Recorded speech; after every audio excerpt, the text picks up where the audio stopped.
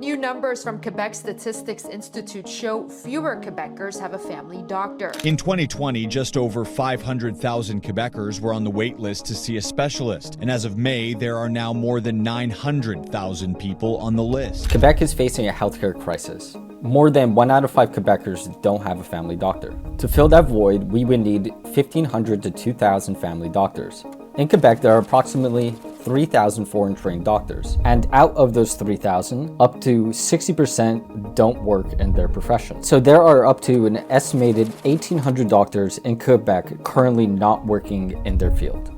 I recently spoke with Nadia Zouaoui about her documentary, Le Serment d'Hippocrate, soon to be available in English as The Hippocratic Oath. The documentary follows 4 doctors from different origins who are in Quebec trying to work as doctors. The film shows how complicated the system is and all the obstacles they encounter. En 2009, j'ai eu mon équivalence officielle du Collège des médecins du Québec.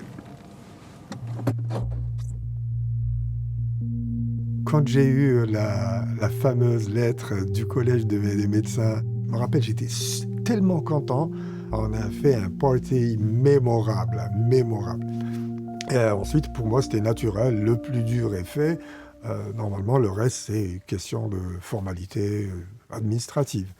Mais non. Mais non.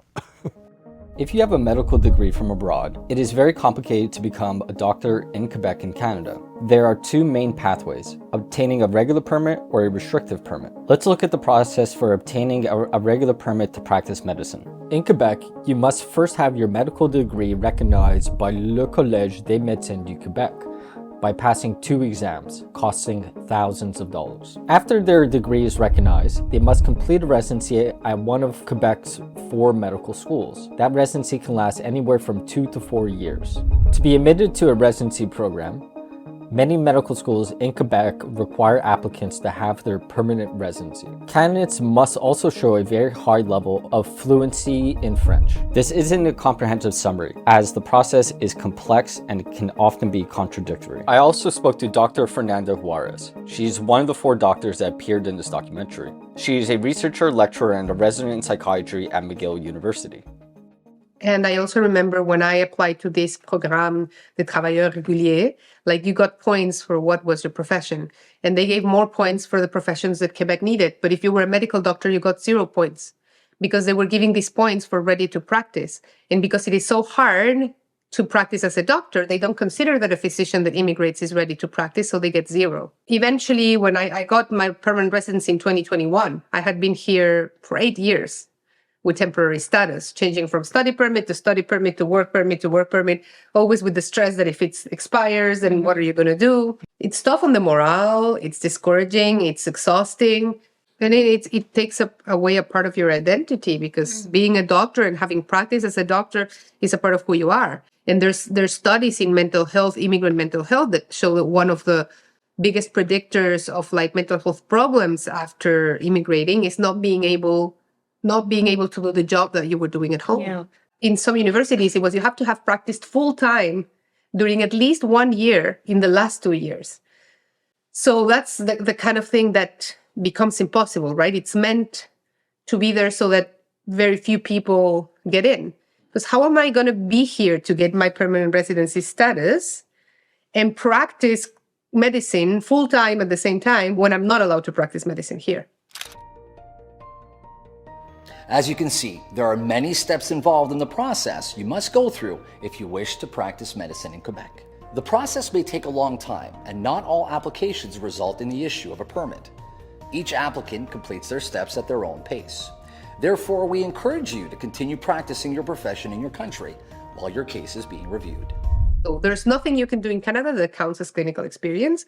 So you have to go back to your country to do your thing. But then when you come back, they're like, oh, well, we don't know your experience in your country. What does it mean? Because your country, who knows? In 2017, researchers from UCLA and Harvard conducted a study that compared patient outcomes between doctors that graduated from a medical school in the United States and international graduates. They examined over 1.2 million hospital admissions involving more than 44,000 doctors. They found that patients treated by the international graduates appeared to have somewhat lower mortality than patients treated by the US graduates. And I started going to the rabbit hole of, like how hard it was to get in, how it was against the odds. And I found this year by year of how many places remain empty to train as a family doctor in Quebec. So it means a lot of people send their CVs and a lot of international doctors were rejected. And then there were 100 spots empty. Every year there's at least 100 spots that stay empty. And when I asked the vice-doyen of the universities, medical universities, I said, how come those places are not used at least to give them to the international doctors? And he said, we would have taken a few. In recent years, medical specialist vacancies have increased. In total, from 2022 to 2026, vacancies for medical specialists have increased by 20%. Les barrières à l'intégration de médecins étrangers ont toujours existé. C'est un mélange d'une part d'une certaine discrimination systémique, on pourrait l'appeler racisme jusqu'à un certain point systémique, exercé par l'institution qui est le corps médical, notamment le collège médical, à l'encontre des médecins qui ont eu des formations à l'étranger. Mais tout ça pouvait très bien, très adéquatement être corrigé, compensé, si c'était ça le souci, en ayant une espèce de couloir particulier réservé à ces médecins étrangers pour leur donner l'opportunité en 1 an, en 18 mois, à disons, aplanir les difficultés éventuelles et surtout les acclimater, les adapter au système québécois pour les intégrer si la volonté c'était d'offrir des soins médicaux adéquats. Donc, ça n'a jamais été fait. Ça n'a jamais même été abordé parce qu'il y a cette espèce de discrimination systémique. So I met these nurses who were doctors in their country because they didn't have that. Took them years to find where to go. They ended up going to university and studying to become nurses. I met many of these ex-doctors. So the whole system is done to discourage. A while ago, there was even a document they had to sign. When you're a doctor and you come to immigrate, you had to sign a document that says that you will never work as a doctor. They didn't want these doctors to work as doctors because for a while in Quebec, les ordres professionnels, professional orders try to keep those paying jobs.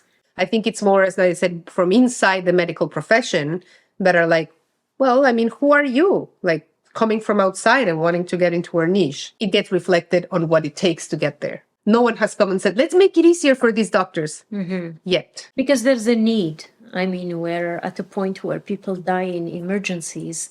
There's almost 2 million Quebecois without a family doctor. This is really, we're in a rich country, but when we're sick, we cannot find a doctor to go to see a doctor. It's crazy.